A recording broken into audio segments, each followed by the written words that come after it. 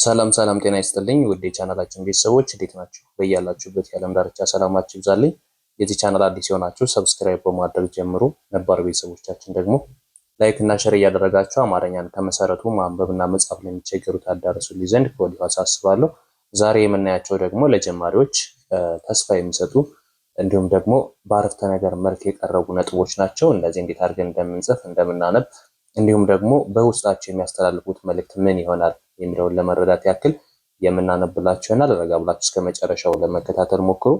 በውስጥ መስመር መማር የምትፈልጉ ካላችሁ በሳምንት 5 ቀን ከሰኞ እስከ ዓርብ በሚገኙ የስራ ቀናት ባላችሁበት ሁላችሁ በኦንላይን እጃችሁ ላይ በሚገኝ ስልክ ብቻ እዚህ ጋር በምናስቀምጥላችሁ ስልክ በኢሞ፣ በዋትስአፕ፣ በቴሌግራም በመደወል ታገኙናላችሁ። ቀለል ባለ ሁኔታ እናስተምራችኋለን። አሁን ቀጥታ ወደ ትምህርቱ ነው የምንሄደው። ረጋ ብላችሁ ለመከታተል ሞክሩ። ከመጀመሪያው እንደምታዩት ለጀማሪ ተማሪዎች ተስፋን የሚሰጡ ነጥቦችን የሚለው የመጀመሪያው ረጋ ብዬ ላንብብላችሁ። በፊደላት ደረጃ ነው ነጣጥዬ ማነብላችሁ። ከዛ በቃል ደረጃ ሌላው የመጨረሻው በአረፍተ ነገር ደረጃ እናነባዋለን።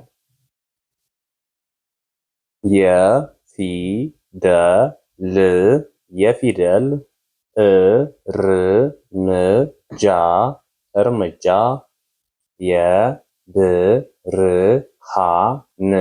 የብርሃን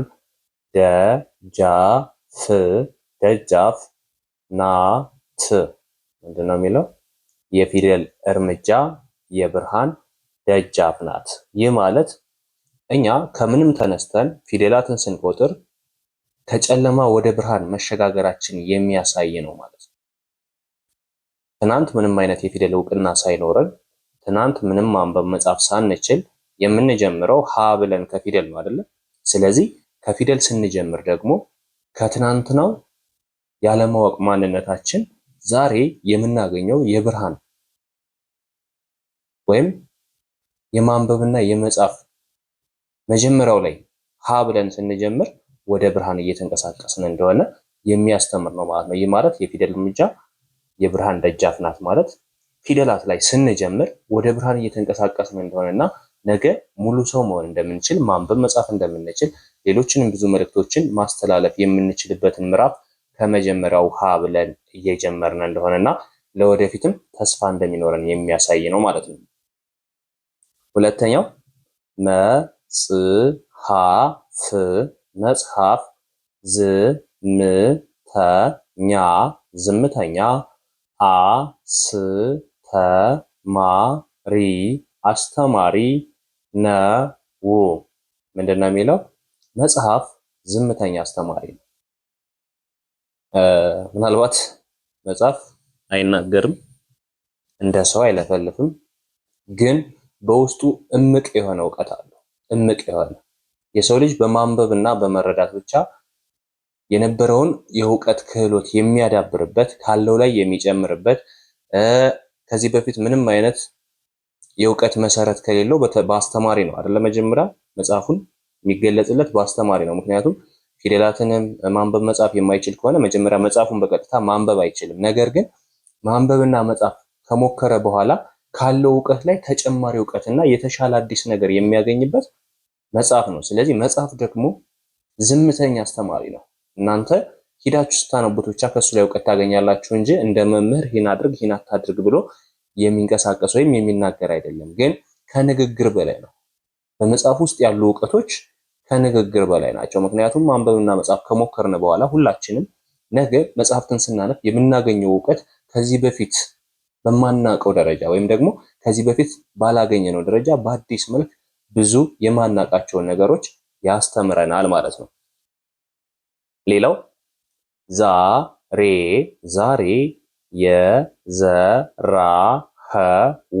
የዘራኸው ጥቁር ቀለም ነገ ነጭ ታሪክ ይጽፋል። ዛሬ የዘራኸው ጥቁር ቀለም ነጭ ታሪክ ይጽፋል። ምን ማለት ነው? ዛሬ የጻፍነው ነገር ለነገ ህይወታችን ይመራልናል ወይም ደግሞ አዲስ ነገር እንድንፈጥር አዲስ ታሪክ እንድናነብ እንድንጽፍ ያደርገናል ማለት ነው። አሁን ብዙዎቻችን ምናልባት በውስጥ መስመር የምትማሩ ልጆች ካላችሁ ስትማሩ ጻፉ ትባላላችሁ አይደለ? የቤት ስራ ስሩ ትባላላችሁ። ያ ማለት ጥቁር ቀለም ማለት የምትጽፉት ነገር ነው። ዛሬ እየጻፋችሁ የምትለማመዱበት ነገር ነገ ነጭ ታሪክን ይጽፋል። ያ ማለት ዛሬ ምንም አይነት የፊደል እውቅና ሳይኖረን ዛሬ ምንም አይነት ማንበብና መጻፍ ሳንችል ነገር ግን በምንችለው ነገር እየሞከርን ነገ ከነገ በኋላ ግን ዛሬ የደከምንበት የለፋንበት ውጤታችን እናገኛለን ማለት ነው። ነጭ ታሪክ ማለት እሱ ነው። ዛሬ ምንም አይነት ማንበብና ማጻፍ ሳንችል እየለፋን ነው፣ ግን ነገ ከነገ በስቲያ ከቀናት ከወራት በኋላ ግን ያ የለፋንለት ነገር የደከምንለት ነገር ነገ ምን ይሆናል? ፍሬ አፍርቶ ይመጣል ማለት ነው። ማንበብና መጻፍ እንችላለን እንደ ማንኛውም ሰው። ዛሬ ማንበብና መጻፍ ባንችልም እንኳን ነገ ከነገ በኋላ ማንበብና መጻፍ እንደምንችል ሙሉ ተስፋ ሊኖረን ይገባል። ደግሞም እንችለዋለን፣ እናደርጋለን። ለምን? የኛ አስተሳሰብ መጀመሪያ እችላለሁ የሚል አስተሳሰብ ካለን ምንም የማይቻል ነገር የለም። ስለዚህ ይሄ ደግሞ በጣም ቀላሉ ነው። ማንበብና መጻፍ አለመቻል ምናልባት ሳንጀምረው ሊከብደን ይችላል። ከባድ ነው ብለንም ልናስብ እንችላለን። ነገር ግን ወደ ዋናው ከገባንና ወደ ተግባሩ ስንገባ በጣም ቀላልና የአጭር ጊዜ ታሪክ ነው ሊሆን የሚችል። ስለዚህ ያለምንም ተስፋ መቁረጥ ሁላችሁም ማንበብና መጻፍ መሞከር መቻል አለባችሁ። አፕሊኬሽኖችን ተጠቀሙ። ዩቲዩብ ላይ ግቡ፣ ቲክቶክ ላይ ግቡ። በጣም ብዙ አስተማሪዎችን ታገኛላችሁ። ስለዚህ እዛ ላይ ራሳችሁን መገንባት ይቻላል ማለት ነው። እውቀት እውቀት እንደ ውሃ ውሃ ነው።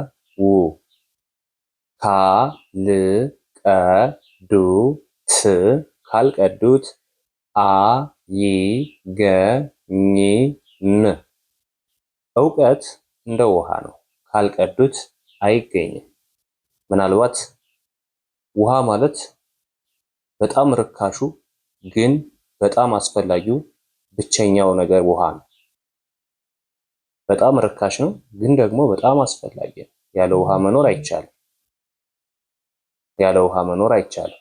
ስለዚህ በጣም ርካሽ ነው እንዲሁም ደግሞ በጣም አስፈላጊ ነው። እውቀትም ልክ እንደዛ ነው። ግን ይህን ውሃ በጥንቃቄ ይዘን ቀድተን ካልተጠቀምንበት ጥቅም ላይ ሊውል አይችልም። እውቀትም አሁን ብታዩት እውቀትም ርካሽ ነው ማለት ይቻላል። ምክንያቱም ለምን መሰላችሁ? ርካሽ ነው ያልኩበት ምክንያት በየሶሻል ሚዲያዎቹ እውቀት ይዘረፋል። እናንተ ማግኘት ከቻላችሁና በስርዓት በአግባብ ከተጠቀማችሁበት በቀላሉ መንገድ ማግኘት ይቻላል። ግን በጣም ውድ ነው። ለምን? እውቀት በገንዘብ አይለካም። እውቀት በገንዘብ አይለካም። በቢሊዮን ያለው ገንዘብና እውቀት ያለው ሰው እኩል ሊሆኑ አይችሉም።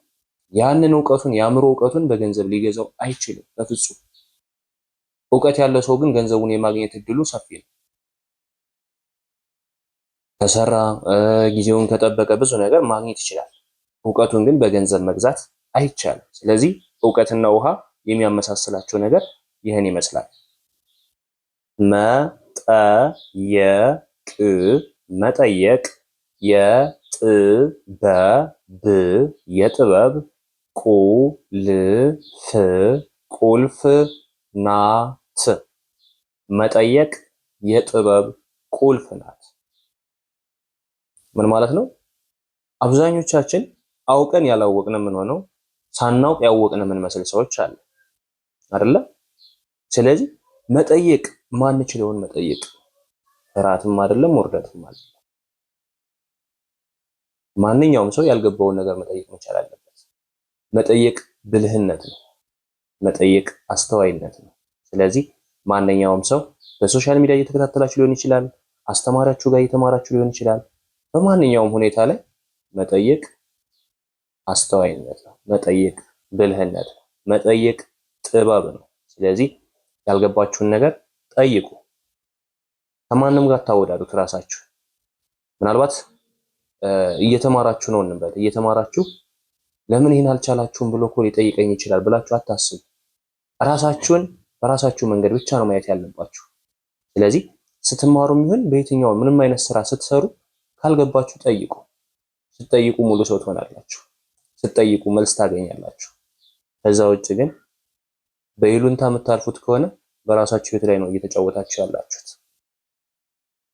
ሌላው የአእምሮ ራብ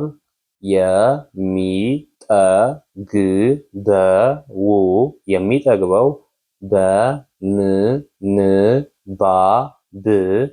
በምንባብ ነው። የአእምሮ ራብ የሚጠግበው በምንድን ነው? በምንባብ ነው። ለሆዳችን ምግብ እንደሚያስፈልገን ሁሉ ለአእምሯችን እውቀት ያስፈልገናል። ለሆዳችን ምግብ እንደምንመገበው ሁሉ ለአእምሯችን እውቀት መመገብ አስፈላጊ ነው።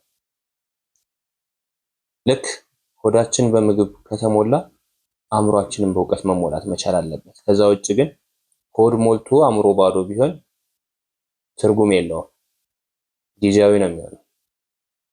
ስለዚህ ማንኛውም ሰው ልክ እንደ ምግብ እውቀትን መጠቀም መቻል አለበት። አለማንበብ፣ አለመጻፍ ወንጀል የሆነበት ጊዜ ላይ ነው የደረስነው። ስለዚህ ባለማንበባችን፣ ባለመጻፋችን ብዙ ወንጀሎችን ልንሰራ እንችላለን። ብዙ ያልተጠበቁ ነገሮችን ልናደርግ እንችላለን። ስለዚህ ሁላችንም ማንበብና መጻፍ ግዴታ ነው ብለን ማመን መቻል አለብን። ትጋት ካለህ ተራራው ሜዳ ይሆናል። ምንድን ነው የሚለው? ትጋት ካለህ ተራራው ሜዳ ይሆናል። በተስፋ የምንጠብቃቸው ነገሮች ነገ ትልቅ ደረጃ ሊያደርሱን ይችላሉ። በትጋታችን በተግባር ላይ የምናከናውናቸው ተግባሮች ደግሞ እየተገበርናቸው እያየናቸው ሲቀየሩ ሙሉ ተስፋችን ሙሉ እቅዳችን ይፋ ሆኖ ወደ ምንፈልገው እቅድ እንደርሳለን ማለት ነው። ስለዚህ ትጋት ይጠይቃል። ማንኛውም ትንሹም ትልቁም ነገር ትጋት ይጠይቃል። ቀላል ነው ብሎ የምናልፈው ነገር አይደለም። እያንዳንዷን ነገር በትክክለኛው መንገድ ማየትና ማስተዋል ወደ ተግባሩ መግባት አስፈላጊ ነው። እንደዛ ከሆነ ውጤታማ መሆን እንችላለን፣ መለወጥ እንችላለን። ከዛ ውጭ ግን በትንሹም በትልቁም ተስፋ የምንቆርጥ ከሆነ ካለንበት ወደኋላ እንጂ ወደፊት መራመድ አንችልም። አልችልም የሚባል ነገር በአእምሯችሁ ላይ መፈጠር የለበትም። ሁሉንም ነገር እችላለሁ የሚል አስተሳሰብ መኖር አለበት። አእምሯችሁ የሚቀበለው እናንተ የሰጣችሁትን ነው። ስለዚህ እያንዳንዷን ነገር እችላለሁ የሚል ተስፋ ልታስተምሩት ይገባል። ለአእምሯችሁ የምትነግሩት ነገር ምንድነው? እችላለሁ የሚል ነገር መሆን መቻል አለበት። ምክንያቱም እናንተ እችላለሁ ብላችሁ አእምሯችን ካሳመናችሁት በቀላሉ ማንኛውንም ነገር ያለምንም ተስፋ መቁረጥ ማከናወን ስለምትችሉ ቤተሰብ ዛሬ ያየናቸው በጣም አስፈላጊና በተለይ ደግሞ ለጀማሪዎች ተስፋ የሚሰጡ የሚያበረታቱ ጽሁፎችን ነው። እንዲሁም ደግሞ በውስጣቸው አጫጭር አረፍተ ነገሮችን እንዴት ማንበብና መጻፍ እንደምንችልም በዚህ አጋጣሚ በትንሹም ቢሆን አሳይቻችኋለሁ። በቀጣይ ክላስ ደግሞ ሌሎችን እናያለን። ለቻናሉ አዲስ ከሆናችሁ ሰብስክራይብ እያደረጋችሁ እንዲሁም ለጓደኞቻችሁ ላይክ እና ሼር እያደረጋችሁ ታዳርሱልኝ ዘንድ ከወዲሁ አሳስባለሁ። አብራችሁ ስለነበራችሁ ከልብ ነው የማመሰግነው። በሌላ ክላስ እስከምንገናኝ መልካም ጊዜ ይሆንላችሁ።